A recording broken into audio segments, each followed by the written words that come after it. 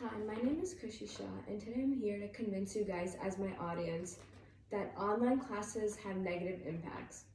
So, let's talk about COVID. COVID-19 has affected not students only nationally, but also internationally.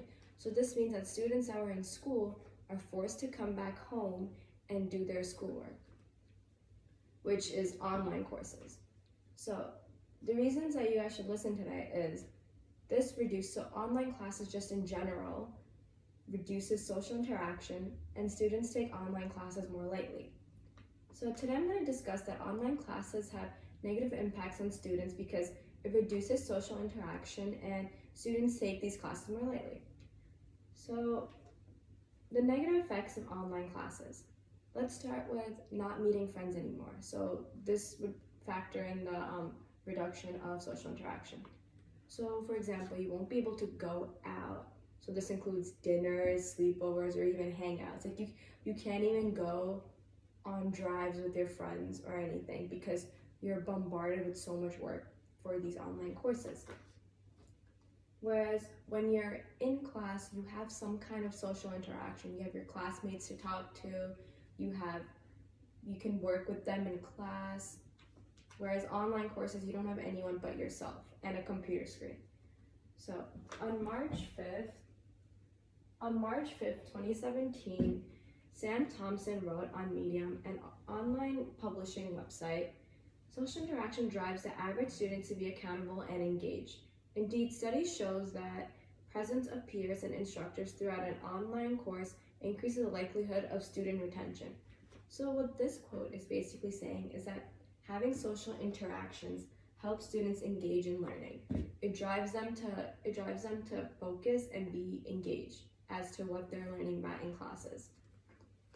Also, additionally, I'd like to talk about how students tend to take online classes more lightly. So students skip school more often now. So March 30th, 2020, Howard Bloom and Sonali Kohli wrote on Los Angeles Times about 15,000 Los Angeles high school students are absent online and have failed to do any schoolwork, while more than 40,000 have not been in daily contact with their teachers since March 16th. That is a lot of students, and this is only in Los Angeles. Imagine the whole world and imagine the other states in this country. So students think that these courses are lighter and easier and it doesn't mean anything for them. So for example, since they are home, they can sleep in, or whereas they're in school, it is their duty to get up and go to school and go to their classes. So the cause of this problem is that some teachers take this opportunity to assign more work or give more work. So therefore, because of these online courses and because of teachers assigning more work, there have been a decrease in grades or GPA, and it's just been going down. So on April 28, 2020, Tanya Chen reported on BuzzFeed News, students say taking classes online has not been easy, and they want teachers to understand that not every home is conducive to learning. So what this means is that not every home environment is a learning environment. For example, there are siblings at home that often create noise, like younger siblings, they often create noise to distract the people that are learning, like taking online courses, and their family members that keep on just going, they just keep on causing distractions. And also, since students don't finish their work in time, this causes stress and anxiety to build up over time. So for example, during the COVID-19 in the beginning, I remember I had so much work due in 1 week that I had so much stress that I started to break out on my face. And this has never happened. I was working nonstop.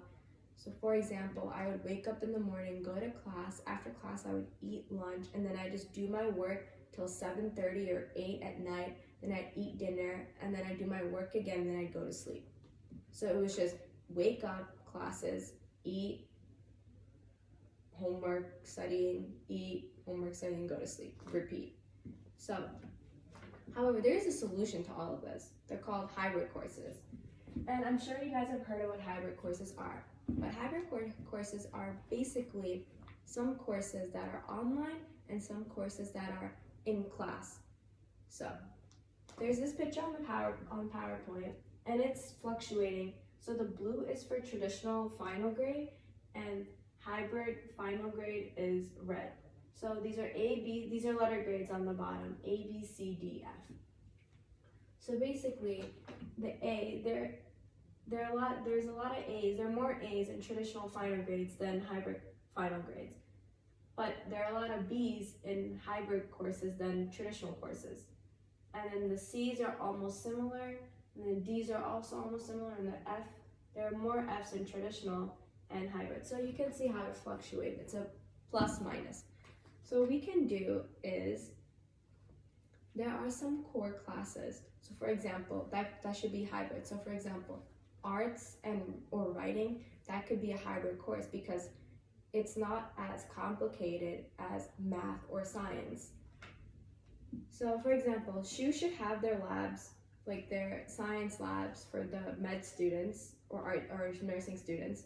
They should have their labs for the arts and sciences school in regular classes because it is tough for experiments to be done at home. So there are no proper equipments or anything.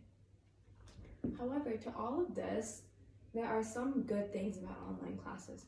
So for one, for online classes, there is no flexible schedules for regular classes. So online classes is more flexible than regular classes.